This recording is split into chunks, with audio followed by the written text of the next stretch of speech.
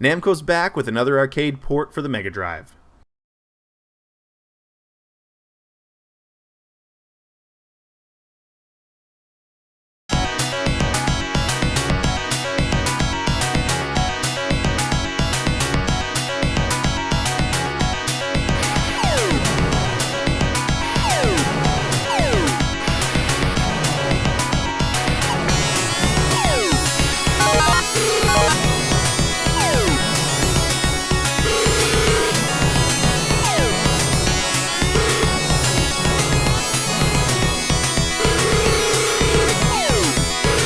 Burning Force was first released as a coin-op in 1989.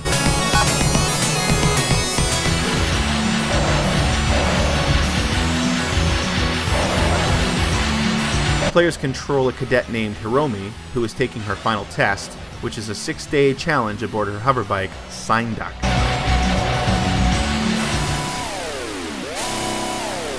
Each day consists of 4 levels.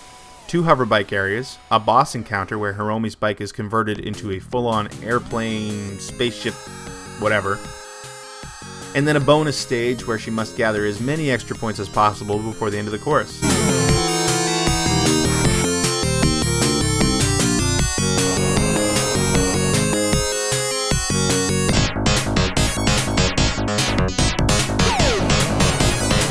Given the fact that Sega had already spent a couple of years converting its sprite-based 3D arcade games to the Mega Drive, it's no surprise that this very similar-looking title from Namco seems right at home on the system.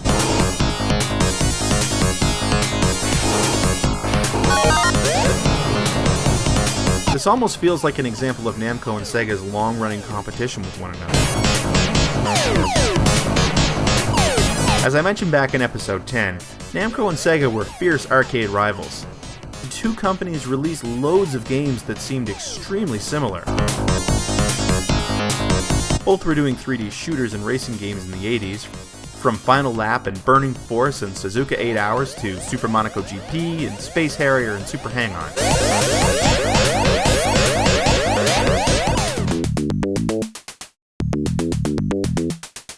And in the future, both seem to move into the Polygon arena together. Daytona, Virtua Fighter, and Virtua Cop were met with Ridge Racer, Tekken, and Time Crisis. No wonder Sony partnered with Namco on their PlayStation. Who better to compete directly with Sega than its old arcade nemesis?